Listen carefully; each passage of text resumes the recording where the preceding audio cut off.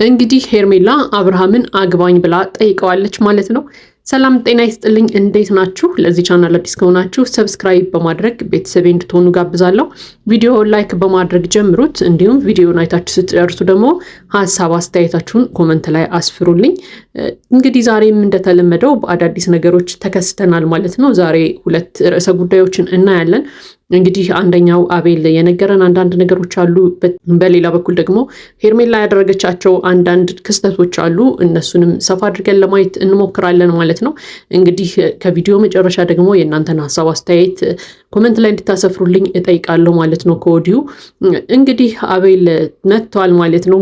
እንግዲህ ሰሞኑን ደስታና ፈረጁ በፈጠሩት ድራማ ያው ሁሉም ሰዎች እንግዲህ ተከሳሽ እየሆኑ ነው ማለት ነው። እንግዲህ አቤልም የሩታን ልጅ ለመውሰድ ይሞክራሉ ከተባሉ ሰዎች ውስጥ አንዱ አቤል እንደሆነ እንግዲህ ነግሮናል ማለት ነው። በጣም የሚገርም ነው። መጀመሪያ ዳኒ ነበር የተባለው፣ ከዛ ዳኒና ሄርሜላ ተባለ፣ ከዛ ደግሞ አብርሃም ተባለ፣ አሁን ደግሞ ከፍ ብሎ አቤል ተብሏል። እንግዲህ አቤል ብቻውንም አይደለም የተከሰሰው፣ አቤልና ሄርሜላ ተብለው ነው የተከሰሱት ማለት ነው።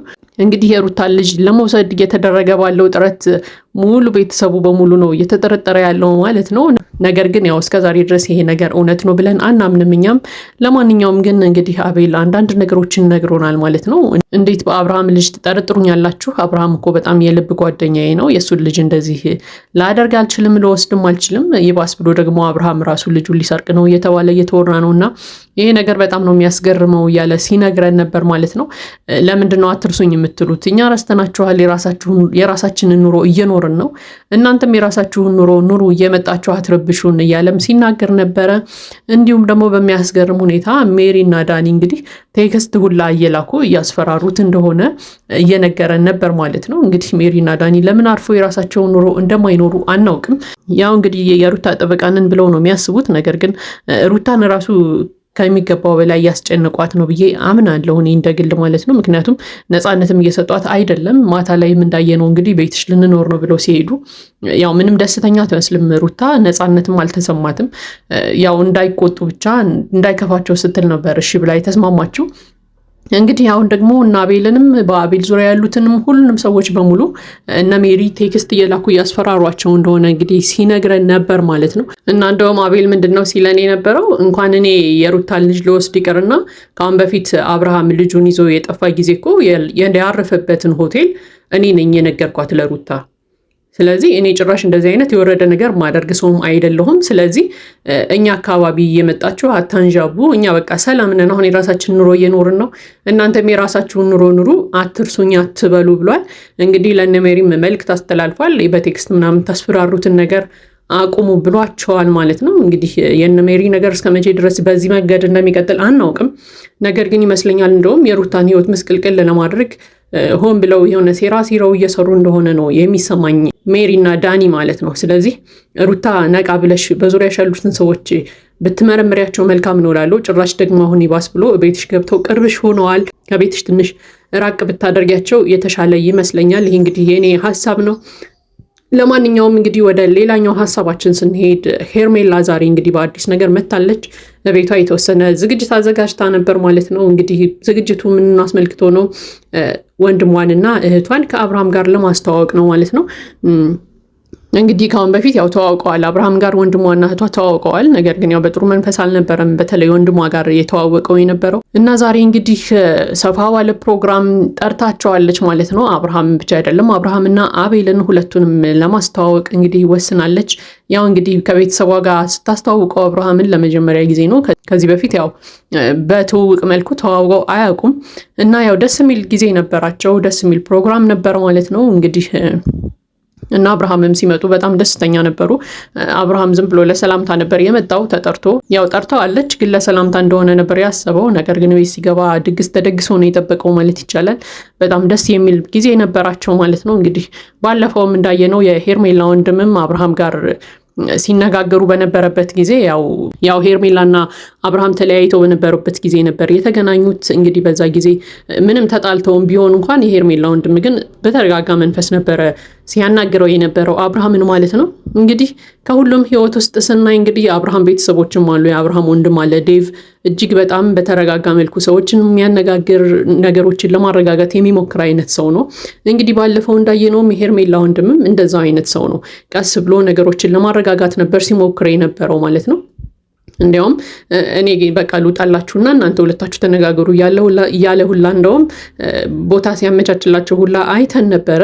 ስለዚህ ከነዚህ ከሁለት ቤተሰቦች እንግዲህ አንዳንድ ጊዜ የሩታ ወንድሞችን መማር አለባችሁ ብዬ አምናለሁ። በተለይ ኖቤል የምትባለው ልጅ በጣም አንዳንድ ጊዜ ልክ ያልሆነ ነገሮችን ስታደርግ እናያለን እና ነገሩ ሰዎችን ተረጋግቶ አክብሮ መነጋገርን መልመድ መቻል አለብህ ብዬ አምናለሁ። ከነዚህ ሁለት ቤተሰቦች ልትማር ይገባሃል ብዬ አስባለሁ። እና እንግዲህ ወደ ነገራችን ስንመለስ ዛሬ የሄርሜላ ቀን ነው። እሷም በጣም ደስተኛ ነበረች፣ አብርሃምም ደስተኛ ነበረ፣ ያው በተፈጠረው ነገር ማለት ነው። ምክንያቱም በቃ እነሱ ሰላማቸውን አውጀው እየኖሩ ነው። እውነት ለመናገር በቃ ሄርሜላም አብርሃምም እና አቤልም የራሳቸውን ኑሮ እየኖሩ ነው። በቃ ሁሉንም ነገር ወደ ጎን ረስተዋል። የራሳቸው ዓለም ላይ ናቸው ማለት ይቻላል። እንግዲህ ሄርሜላ አንድ ስቴፕ ከፍ ብላ ቤተሰቧን እስከ ማስተዋወቅ ድረስ ደርሳለች ማለት ነው አብርሃምን። ስለዚህ የራሳቸውን ኑሮ እየኖሩ እንደሆነ እያሳዩን ነው። ስለዚህ በዛኛው ጎን ያላችሁ ሰዎች ደግሞ ለሩታ እንደዚህ ሰላሟን የምትፈጥርበትን ነገር ብትፈጥሩላት በጣም መልካም ነው። ሁል ጊዜ እየሄዳችሁ አዲስ ርዕስ እየፈጠራችሁ አዲስ ነገር እያነሳችሁ ልጅቷን ከምትረብሿት በቃ የራሷን ህይወት ቀጥ አድርጋ የምትመራበትን መንገድ፣ ደስታዋን የምትመልስበትን መንገድ ብትፈጥሩላት ጥሩ ነው ብዬ አስባለሁ። ምክንያቱም ሁል ጊዜ ሄዳችሁ አዲስ ርዕስ ታነሱላታላችሁ። ልጅቷን እንኳን ልታረጋጓት ይቅርና የባሰ ጭንቀት ውስጥ፣ የባሰ መከፋት ውስጥ፣ የባሰ ብቸኝነት ውስጥ እያስገባችኋት ነው ያላችሁት። ስለዚህ በቃ አንዳንድ ጊዜ ሰላሟን ልትፈጥሩላት፣ ሰላሟን ልትሰጧት የማትችሉ ከሆነ ከጎኗ ብትርቁላት የተሻለ ነው ብዬ አስባለሁ። በቃ የራሷን ኑሮ እንድትኖር አድርጓት፣ ደስታዋን ትኑር። በቃ ከዚህ በኋላ የራሷን ህይወት ታቋቁም። እስኪ በአንድ እግሯ ትቆም እሷም።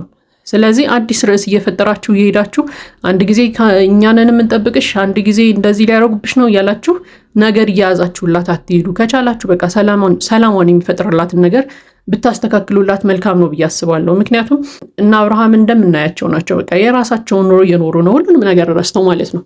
እና እንግዲህ በመሀል አንድ የተከሰተ ነገር ነበረ ማለት ነው። ያው ሄርሜላ እንግዲህ ያው ያቀረበችው ምግብ በጣም እንደሚጣፍጥ እየነገሯት ነበር። በመሀል እንግዲህ አብርሃም ምግቡ በጣም እንደሚጣፍጥ ሲነግራት ያው እንግዲህ ምግቧ የሚጣፍጥ ሴት ምንድን ነው የምትደረገው እያለች ደጋግማ ስትጠይቀው ነበረ። አንዳንድ ጊዜ አብርሃም አይገባውም ቅን የሚሆን ያው እንግዲህ ሌሎቹ ገብቷቸዋል። ለማንኛውም ግን አግባኝ ብላ መጠየቅ ነው የቀራት ቃል በቃል እንጂ በቃ በሌላ ቋንቋ እየነገረችው ነበር። አብርሃም ሊገባው አልቻለም። ደጋግማ ነበር ምግቧ የሚጣፍጥ ሴት፣ ባለሙያ የሆነች ሴት ምንድን ነው የምትደረገው ታዲያ እያለች ስለ ጋብቻ እየጠየቀችው ነበር። በቃ አግባኝ እያለችው ነበር። ነገር ግን እኔ የአብርሃም ምላሽ በጣም አስደንግጦኛል። በጣም አንዳንድ ጊዜ አብርሃም ትንሽ ችግር ያለበት ሰውም ነው እውነት ለመናገር ማለት ነው። ነገሮችን ይሄድና ያበላሻል። የሆነ ሰዓት ላይ መስመር ያዘለት ሲባል ራሱ እንደገና ወደኋላ የሚመልሰው ነገር አለው እና ባለፈው ታስታውሱ እንደሆነ ቡዜ ከሄርሜላ ጋር ለምን አትጋቡም የምትዋደዱ ከሆነ ብላ ስትጠይቀው የመለሰላት መልስ ነበር።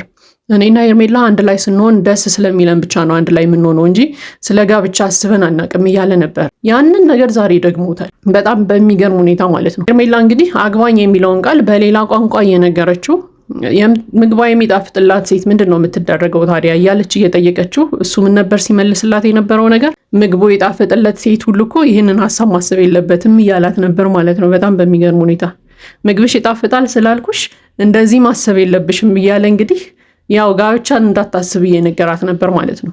እንግዲህ አንዳንድ ጊዜ አብርሃም ኢላማው ምን እንደሆነ አይታወቅም። እንግዲህ ከዚህ በላይ ሄርሜላን እና እሱን ሊያቀራርብ የሚችል ጊዜ የለም። ከዚህ በላይ ሄርሜላን እና እሱን አንድ ላይ ሊያደርግ የሚችል አጋጣሚም የለም። ነገር ግን እሱ አሁንም በቃ ስለ ጋብቻ እያሰብ አይደለም። ከሄርሜላ ጋር መጋባትን የሚያስብ አይመስለኝም ልጁ እና የመለሰው ነገር እኔ ያስደንግጦኛል። እንደዚህ ስላልኩሽ እንደዚህ እንዳታስቢ እያላት ነበር ማለት ነው። ይሄ ነገር ደግሞ በጣም ነው የሚያስደነግጠው። እንግዲህ ሄርሜላም የደነገጠች ትመስላለች በምላሹ። ያው እሺ ብላ አልፈዋለች ማለት ነው። ነገር ግን አብርሃም ብታስብበት መልካም ነው። እድሜ ቆሞ አይጠብቅም። ስለዚህ የራሳችሁን ኑሮ መስረታችሁ መኖር ካለባችሁ ከአሁኑ ብትመሰርቱ፣ ካልሆነ ግን ለሄርሜላ ማጉል ተስፋ ባትሰጣት መልካም ነው የሚል ሀሳብ አለኝ። ለማንኛውም እንግዲህ ይሄ የኔ ሀሳብ አስተያየት ነው። የእናንተን ደግሞ ኮመንት ላይ አስቀምጡልኝ። ለዚህ ቻናል አዲስ ከሆናችሁ ሰብስክራይብ በማድረግ ቤተሰብ እንድትሆኑ ጋብዛለሁ። መልካም ጊዜ ይሁንላችሁ።